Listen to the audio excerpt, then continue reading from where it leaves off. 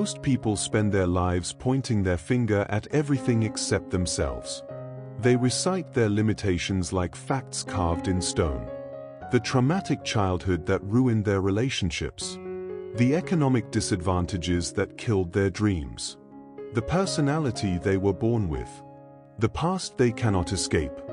From the outside, these explanations sound reasonable, even mature.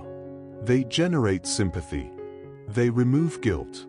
They create the comforting illusion that life simply happens to you. But these narratives serve a hidden function. They are not descriptions of reality, they are escape routes from responsibility. Each excuse is a prison cell you built with your own hands, then convinced yourself you were locked inside. Jean-Paul Sartre, writing in the rubble of post-war Europe, refused humanity this comfort. His message was brutal: existence precedes essence. You are not born with a fixed nature or destiny. You arrive as raw existence, undefined and unfinished. Only through your choices do you create what you become. This is not inspiration. This is confrontation. If Sartre is right, every explanation collapses. Your past becomes context, not destiny. Your personality becomes choice, not prison. Your circumstances become raw material, not final verdict. And suddenly, terrifyingly, you stand exposed as the author of everything that comes next.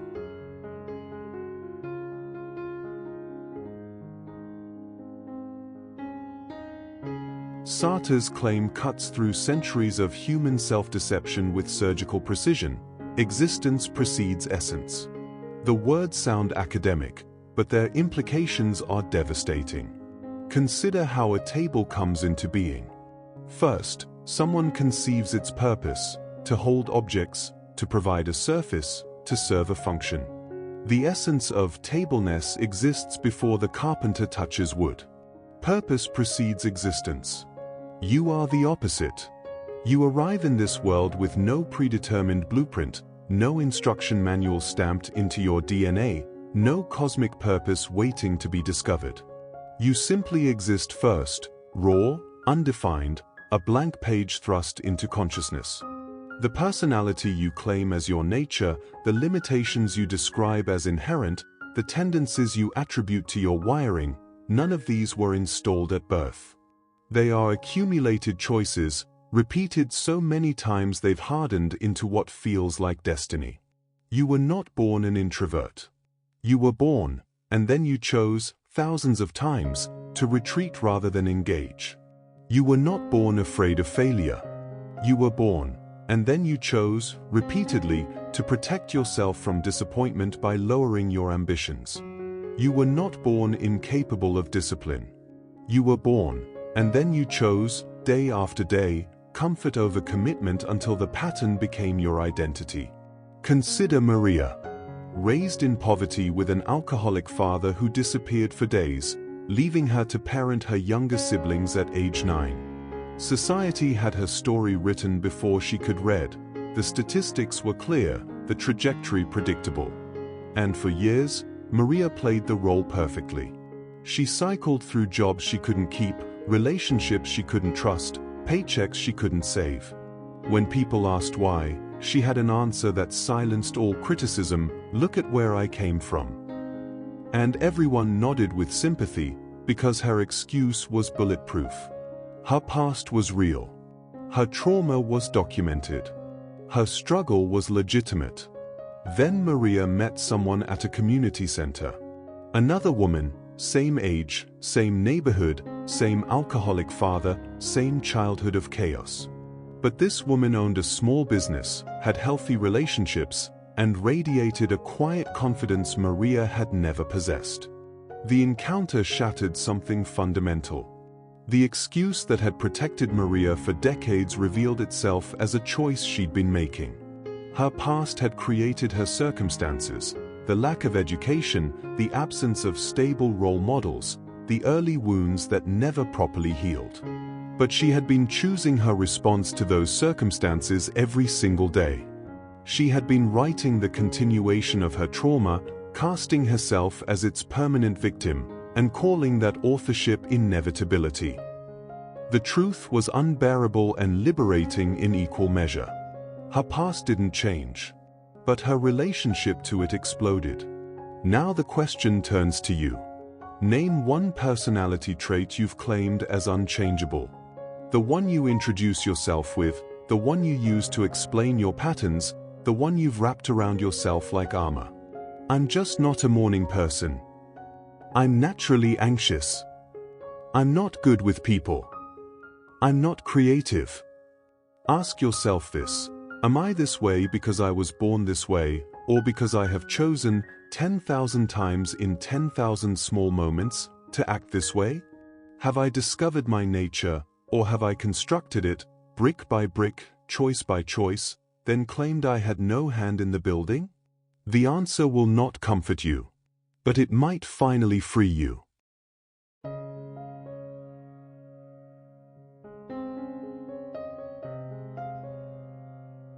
Bad faith is the most sophisticated form of self-deception ever invented by the human mind. It is not crude denial or obvious lying. It is the art of using truth to construct a prison, of wielding facts like weapons against your own freedom, of speaking in such reasonable language that even you believe the chains around your wrists were placed there by someone else. Sartre draws a distinction that destroys this illusion. He calls it facticity versus transcendence. Facticity is the raw material of your existence, your history, your body, your current circumstances, the unchangeable facts that form the ground beneath your feet. Transcendence is your ability to interpret those facts, to choose what they mean, to decide how you respond. Facticity is what happened to you. Transcendence is what you do next.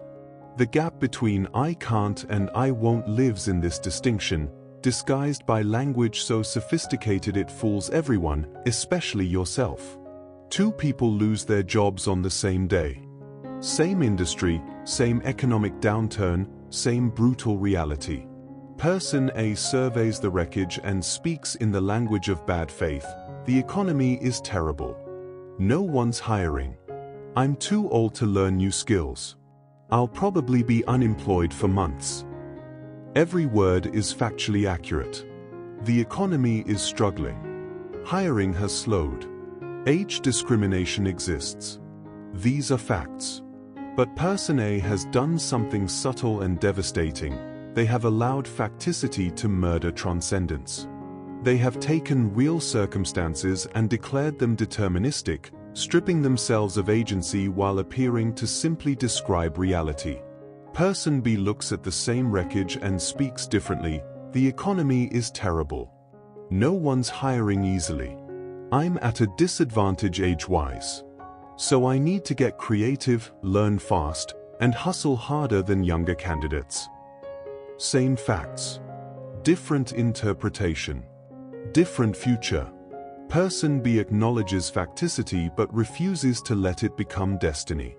They exercise transcendence, the radical freedom to choose their response even when they cannot choose their circumstances. This is the anatomy of every excuse, the blueprint of bad faith that keeps millions trapped in lives they claim they didn't choose. First, it uses real facts. Your trauma is genuine. Your lack of resources is documented. Your limitations are measurable. The excuse begins with truth, which is what makes it so seductive. Second, it presents those facts as deterministic, as if they remove choice rather than simply complicate it. Therefore, I have no choice becomes the conclusion that feels logical but is actually a lie. Third, it provides immediate psychological relief. You are off the hook. The weight lifts.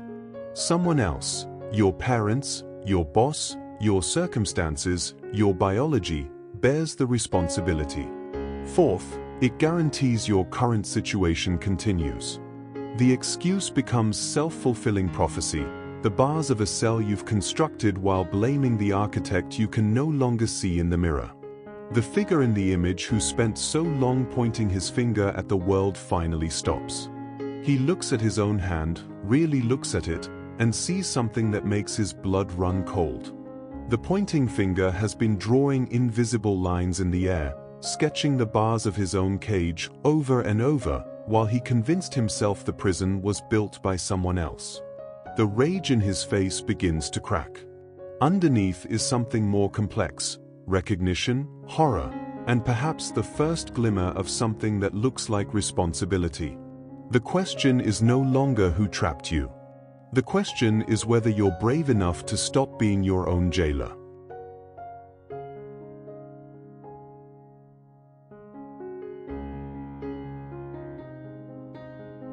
There comes a moment when the excuses stop working. Not because someone takes them away, but because reality forces you to see through them. Maybe you watch someone from a worse background surpass you, and the comparison shatters your narrative. Maybe you catch yourself making the same complaint you made 5 years ago, word for word, and realize you've been reciting a script instead of living a life. Maybe someone you love looks at you with pity instead of belief, and you see yourself reflected in their eyes, not as a victim of circumstance but as an architect of stagnation. The scaffolding of bad faith begins to crack. And underneath, where you expected to find solid ground, there is only the abyss. Sartre calls this anguish. Not anxiety, not fear, not stress, those are reactions to specific threats. Anguish is the dizzying recognition that you are radically free, and there is no safety net beneath that freedom. No one is coming to save you. No cosmic parent will intervene at the last moment. No perfect opportunity will arrive to make your choices easy. No future version of yourself will suddenly possess the courage or clarity you lack right now. There is only you, standing at this exact moment, staring at an infinite field of possibility with no instruction manual and no guarantee that any path you choose will work. This is the breaking point. Daniel spent a decade building his excuse with clinical precision. Anxiety. Diagnosed, documented, sympathetic. It explained everything: why he stayed in a job that suffocated him, why he never pursued the business idea that kept him awake at night, why he watched younger colleagues leap past him while he remained frozen. The excuse was perfect because it was real. The anxiety was facticity, measurable and legitimate. And facticity, he believed, removed his transcendence. Then his therapist asked a question so simple it felt almost cruel: what would you do differently if you weren't anxious? Daniel answered without thinking. He listed 10 things. Specific things. Apply for the promotion. Start the side project. Have the difficult conversation with his partner. Network more aggressively. Take the public speaking course. Pitch his ideas in meetings instead of sitting silent. The list poured out of him with frightening clarity. His therapist leaned back and delivered the sentence that would haunt him: so you know exactly what to do. You're just choosing not to do it and calling that choice anxiety. The ground disappeared beneath Daniel. The walls he'd built to protect himself collapsed inward. The excuse that had sheltered him for a decade revealed itself not as a medical condition that removed his agency but as a story he'd been telling to avoid the terror of trying and possibly failing. He could still feel the anxiety. It was real, facticity that wouldn't vanish with insight. But he could no longer pretend it removed his transcendence. He could be anxious and still act. The feeling and the choice were separate. He had been using the former to justify avoiding the latter. The anguish was overwhelming. It felt like standing at the edge of a cliff in the dark, unable to see the bottom, unable to know if the ground below would hold or shatter. But it was also, for the first time in 10 years, the truth. And the truth, no matter how terrifying, contained something the comfortable lie never could: actual freedom. In the harsh spotlight, the figure's expression transforms. The rage that burned so bright begins to fade, replaced by something more complex. Fear, yes, the naked terror of a man who just realized he's been lying to himself for years. But also recognition. The first glimmer of understanding that the spotlight illuminating his excuses isn't judgment.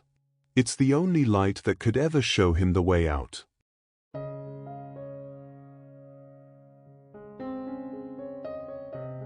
Good faith is not the absence of struggle. It is the decision to stop lying about the struggle. It begins with 5 practices that feel simple until you attempt them, at which point they reveal themselves as the hardest work you've ever done. First, catch the language of bad faith in real time. Listen to your own words with the suspicion of a detective. Every time you hear yourself say, "I can't," perform a brutal translation. Replace it with "I won't" and see if the sentence still holds. "I can't wake up early" becomes "I won't prioritize sleep and discipline over the comfort of staying in bed." The truth cuts deeper than the lie. But it also returns something the lie stole: your power. Second, define your fundamental project. Not the project you claim to be building, but the one your daily choices actually construct.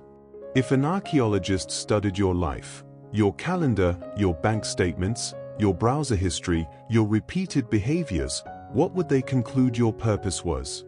Comfort? Distraction? Safety? Self-medication?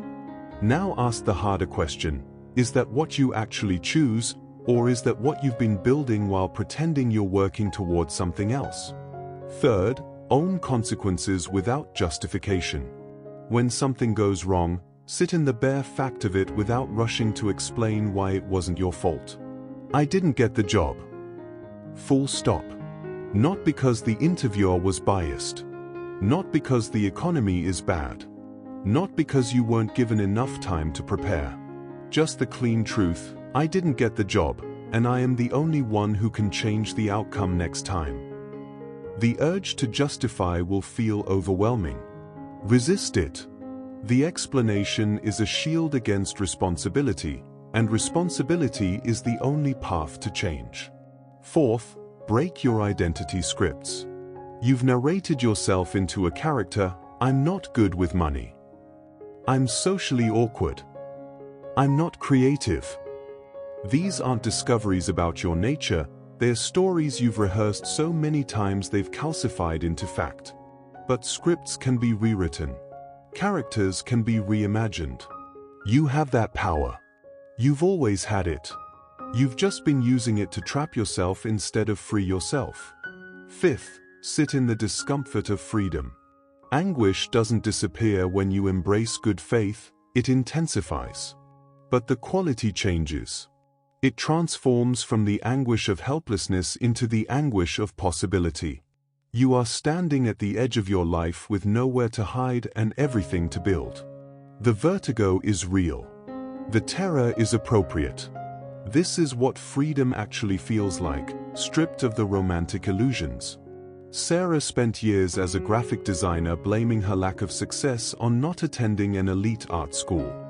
The excuse was airtight: everyone knows the industry favors pedigree, connections, the right credentials. But when she finally stopped hiding behind it, she realized the excuse had been protecting her from something more frightening than failure: vulnerability. Putting her work into the world meant facing rejection, criticism, indifference. The excuse about art school had been a shield against that exposure.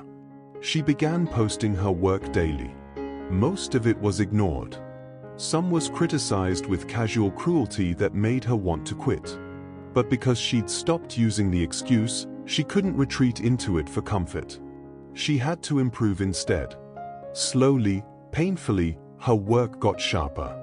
3 years later, her lack of formal training had become part of her unique brand, proof that raw talent and relentless practice could build what privilege never guaranteed. The choice was never between comfort and success. It was between the prison you know and the freedom you fear.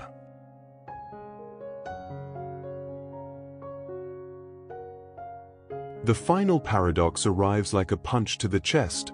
The very thing you've been trying to escape is the only thing that can free you.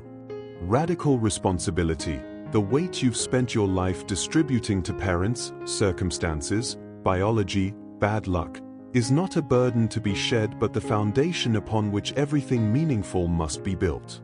You cannot have freedom without it. You cannot have dignity without it.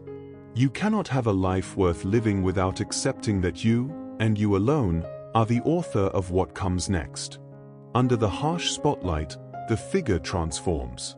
The red flush of rage that colored his face for so long begins to fade, replaced by something steadier, the natural color of determination. The pointing finger that spent years thrusting accusations at the world slowly curls into a fist. Not a fist of aggression or violence, but one of resolve. A hand ready to build instead of blame. The spotlight that once felt like exposure, like judgment, like the cruel illumination of every inadequacy, now feels like something else entirely. A stage. A space where something new can be performed.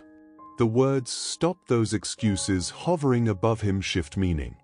No longer an accusation from the world, but a declaration of independence to himself. This is the final truth, and it will either destroy you or remake you. You are not damaged beyond repair. You are not the inevitable product of your circumstances. You are not trapped by your past, your personality, or your limitations. You are a project in the process of being built, and you hold the tools. Every tool. The person you have been, the one who pointed fingers, who catalogued injustices, who built elaborate explanations for stagnation, is not the person you must remain. That version of you was a choice. This moment is another choice. Tomorrow will be another. Every morning you wake up, you stand at the same crossroads. Build another brick in the prison of excuses, or take one more step into the terrifying, magnificent freedom of authorship. The excuses will always be available, waiting like old friends who want you to stay small with them. They will always feel reasonable. They will always provide comfort. They will always absolve you of the responsibility to change. And they will always keep you exactly where you are. But you will never be free while you choose them. So here is the call, stripped of inspiration and empty motivation: stop making excuses. Not because it's easy, it will be the hardest thing you've ever done. Not because you'll suddenly feel brave or ready or healed, you won't. But because you already know what the alternative looks like. You've lived it. Years more of the same complaints, the same patterns, the same small life wrapped in increasingly sophisticated explanations for why it couldn't be bigger. You know exactly where that path leads because you've been walking it, and the destination is not freedom. You become free the moment you stop pretending you aren't. The figure under the spotlight takes a breath. Then he steps forward, out of the harsh light and into the darkness beyond. Not because the darkness is less frightening. Not because he suddenly knows where he's going. But because he finally understands that the spotlight, while revealing, could never create anything new. Only in the darkness, where there is no script to follow and no excuse to hide behind, can new light be created. The stage is empty now. The spotlight waits. Your move. If this resonated with you, you're probably not here by accident. Subscribe. This channel is for people choosing clarity over chaos.